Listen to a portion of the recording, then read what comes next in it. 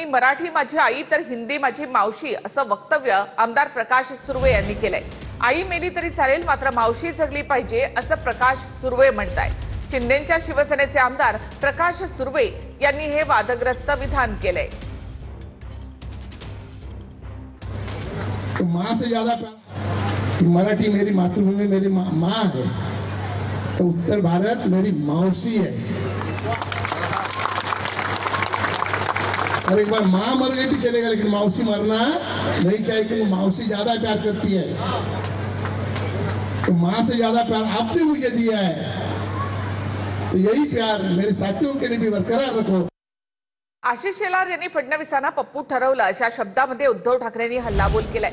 उद्धव ठाकरेंना मुस्लिम दुबार मतदार दिसले नाहीत का असा सवाल शेलार यांनी पत्रकार परिषदेमध्ये केला। यावर शेलारांनी सुद्धा आमच्यासोबत कोर्टात यावं असं आवाहन ठाकरेंनी केलंय।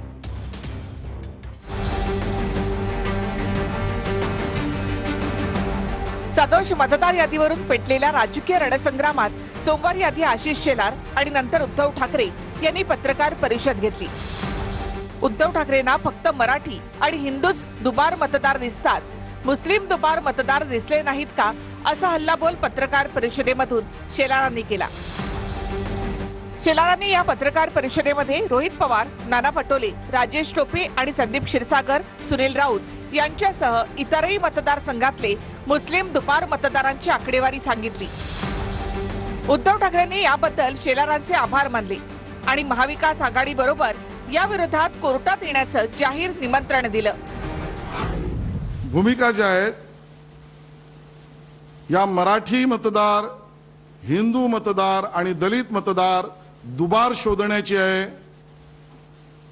आणि मुस्लिम दुबार, अल्पसंख्याक दुबार यांच्यावर पांघरुण घालण्याची आहे। आम्ही कोर्टात जे जातो आहोत त्याच्यात आता हे आशिष शेलारनी पुराव्यानिशी दिलेलं आहे। म्हणजे आशिष शेलारनी देवेंद्रांची तर वाजवलीच आहे ते सोडून द्या, पण त्यांना जर काही पटलं असेल तर त्यांनी सुद्धा आम्ही जे काही कोर्टात जातो त्याच्यामध्ये भाजपाने सुद्धा यावं आमच्याबरोबर कोर्टात।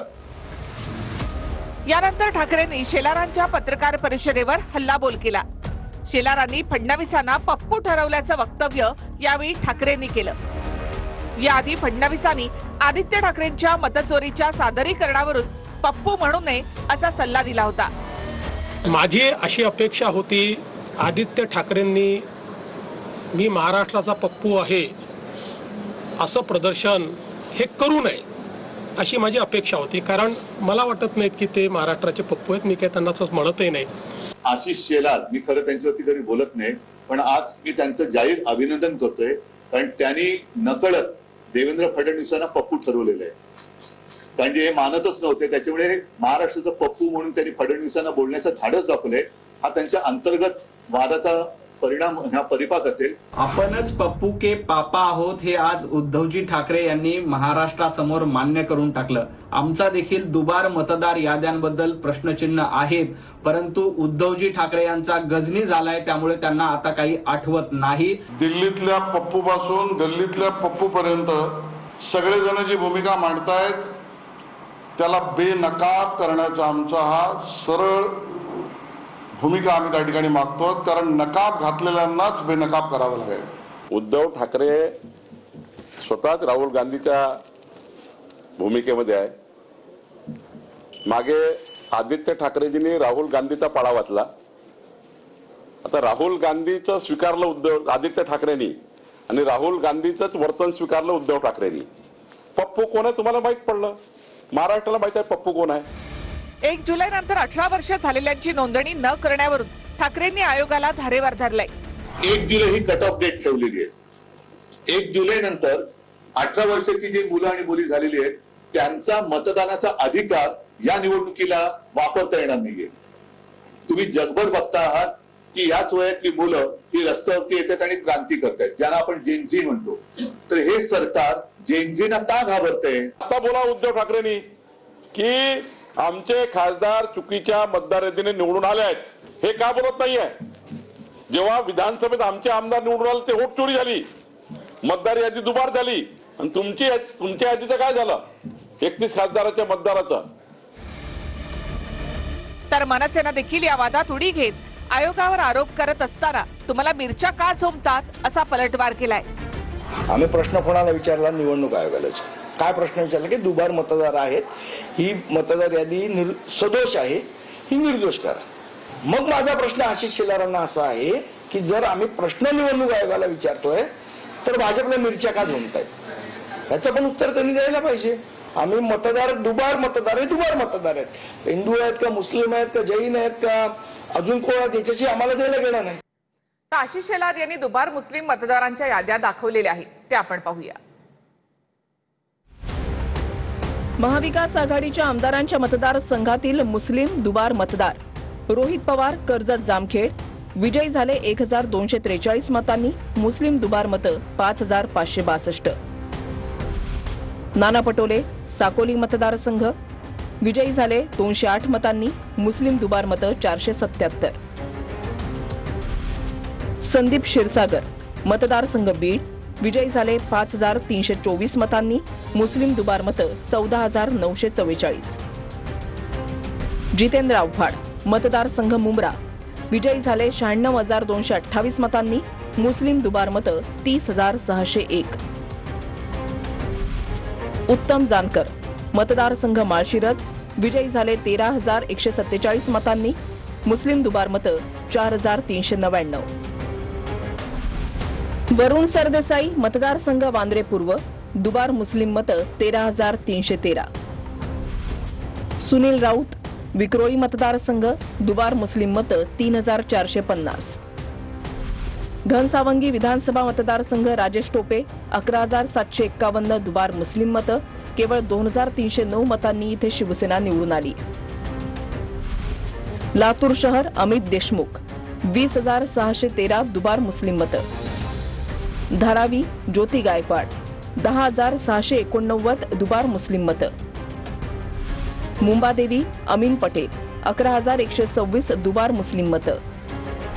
उत्तर नागपूर नितीन राऊत 8342 दुबार मुस्लिम मतं। मालाड पश्चिम असलम शेख 17007 दुबार मुस्लिम मतं, ते जिंकले 6227 मतांनी। बाळापूर नितीन देशमुख 5251 दुबार मुस्लिम मतं। दिंडोशी सुनील प्रभू 5347 दुबार मुस्लिम मतं, 6182 मतांनी जिंकले। धाराशिव कैलास पाटील 11242 दुबार मुस्लिम मतं। संपदा मुंडेंच्या बदनामीबद्दल फलटण पोलीस गुगलला पत्र लिहिणार आहेत। संपदा मुंडेंबद्दलचा बदनामीकारक मजकूर हटवण्यासंदर्भात पत्र लिहिलं जाणार आहे। फलटणच्या डीवायएसपींनी अंधारे आणि पीडित कुटुंबाला असं आश्वासन दिलं।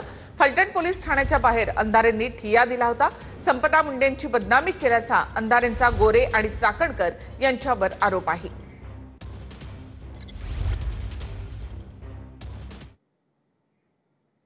रोहित पवार निवडून आले कर्जत जामखेडमध्ये 1243 मतांनी, आणि मुस्लिम दुबार मतदार किती आहेत त्या मतदारसंघामध्ये 5562। काय करायचं? उत्तर देतील? त्यांनी स्वीकारलं आहे की दुबार नोंदणी झालेली आहे, याला धाडस लागतं। आशिष शेलार साहेब, तुम्ही जे धाडस दाखवलं हे फार जबरदस्त आहे, त्यासाठी परत एकदा मी तुमचं अभिनंदन करतो। ग्रेट नाना पटोले साकोलीतनं निवडून आले 208 मतांनी, त्यांच्याच मतदारसंघामध्ये मुस्लिम दुबार मतदार 477। करायचं काय?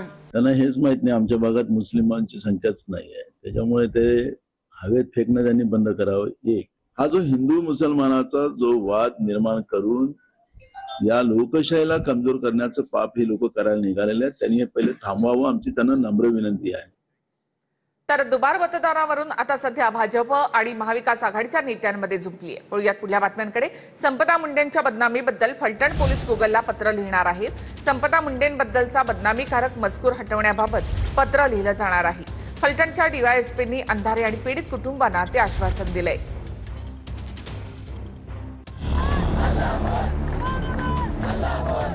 संपदा मुंडे मृत्यू प्रकरणात आक्रमक झालेल्या सुषमा अंधारेंनी आज फलटण पोलीस ठाण्याबाहेर ठिय्या मांडला। सुषमा अंधारे या संपदा मुंडेंच्या कुटुंबियांसोबत फलटण पोलीस ठाण्याकडे गेल्या, पण पोलिसांनी त्यांना बाहेरच अडवलं। त्यामुळे सुषमा अंधारेंनी पोलीस ठाण्याच्या प्रवेशद्वारावरच ठिय्या मांडला।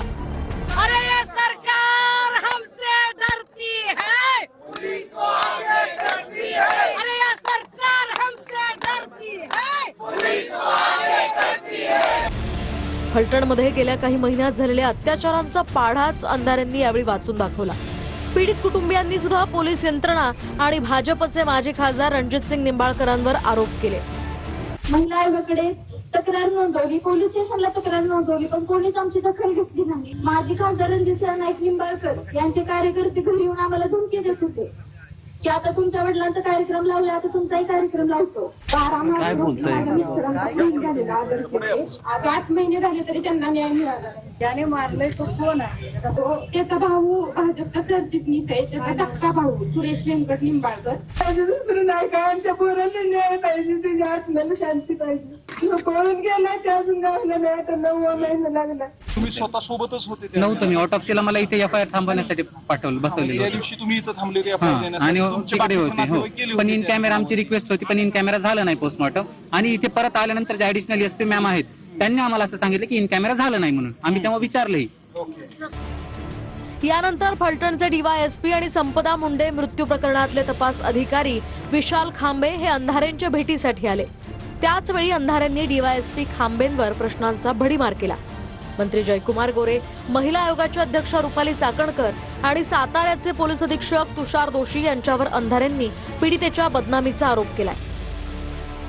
तपासावरती बोलणं योग्य नाही, आपल्याला वारंवार तीच सर, मी तेच म्हणते की तपासावर बोलणं योग्य नाही. हीच गोष्ट चाकणकर आणि जयकुमार गोरेला कुणीतरी सांगा ना की तपासावर बोलणं योग्य. त्यांना साहेब तपास अधिकाऱ्याचे जे गुपित ठेवण्याचे पुरावे आहेत ते सुद्धा लीडरला दिले जातात. जयकुमार गोरे कोण? किस्मार खान जे फक्त उच्च न्यायालयामध्ये त्यांनी दिलं पाहिजे. काय संबंध होता जयकुमार गोरेचा? या तपास अधिकाऱ्याचे VDR सुद्धा चेक करा. जयकुमार गोरेने स्वतःच बघावं आधी चारित्र्य काय येते. चाकणकर चारित्र्य ठरवणार का? चाकणकर आणि जयकुमार गोरेंनी स्वतःला तपासावं एकदा, मग दुसऱ्याच्या लेकरावर शिंतोडे उडवावे. तुम्ही पीडितेचे CDR लीक करता, पीडितेचे मग ते कसे गेले? मग तुषार दोशींनी केले का? कुणी लीक केले? तुषार दोशी प्रेस कॉन्फरन्स मध्ये होते. तुषार दोशी बरोबर आहे, मान्य, बंधन आहे कोर्टाला. मला मान्य की आपण बोलू शकत नाहीत. मग जर आपण तपासातली गोष्ट बोलू शकत नाही, आपण तपास अधिकारी असून सुद्धा चाकणकर बाई कशी बोलू शकते? काय अधिकार दिला? तुषार दोशी बाजूला बसले होते की नाही? मग तुषार दोशी खरेच आडनावाचे आणि नावाप्रमाणे दोषी आहेत का? का त्यांनी असं केलं?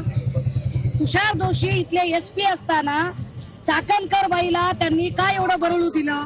हा कुठला कैफ आहे? आणि ते बोलत असताना त्यांना अडवलं पाहिजे, जसं आता आपण आम्हाला अडवताय की हे मी इथं बोलू शकत नाही. तुषार दोशींनी काय अडवलं नाही? तुषार दोशींनी ठरवून कॅरेक्टर असोसिएशन करण्यासाठी माणसं बोलावली का? रामराजे निंबाळकरांचा रणजितसिंह निंबाळकर यांना थेट इशारा. सभापती असताना मला खंडणी प्रकरणामध्ये अडकवण्याचा प्रयत्न केला, असा मोठा गौप्यस्फोट रामराजेंनी केलाय. टाक मला तुरुंगात, तुला तुरुंगातून थर्ड लावेन, असं निंबाळकर यांनी म्हटलंय. तुम्हाला घाबरलो नाही, तुमच्या मागचा जो मास्टर माइंड आहे त्याला तर चुकून घाबरत नाही. काय करू जास्तीत जास्त आम्हाला 77व्या वर्षी तुरुंगात टाकेल. टाकच आणि बघ तू फलटण मध्ये कसा राहतो. तुरुंगात ना तुला थर्ड लागलं. की आत्महत्याची वेळ का आली असेल?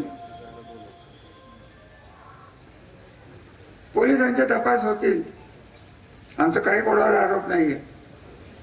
अगदी करायचं सांगायचं तर मी काय षडयंत्र जमलं, मी तर पुढेच होतो. मी वाटच बघतोय की माझं नाव प्रॉपर माणसाने घ्या, योग्य माणसाने घ्या. उगाच कुत्र्या चुत्र्याला चोराला नका सांगू माझं नाव. ब्रँड सत्यानाश केला. 27 पिढ्याचा नाईक निंबाळकर 27 पिढ्याची आबरू घालवली. ते काय किती पिढे माणसं. तर माजी आमदार रामदास सारोस्कर आणि सुनीता सारोस्कर यांचा भाजपामध्ये प्रवेश. दिंडोरीमध्ये पुढच्या वेळी भाजपचा आमदार द्या. सारोस्करांनी कमळ हाती घेताच गिरीश महाजन यांनी मोठं वक्तव्य केलंय. नाशिकमध्ये भाजपनं कोकाटे आणि झिरवळ यांच्या विरोधात विधानसभा लढलेल्या नेत्यांना पक्षामध्ये घेतलं आहे. साहेब, आपण या ठिकाणी म्हणालात आमच्याकडचे रस्ते बघा, खरं आहे, तुम्ही जर आमदार द्या आम्हाला,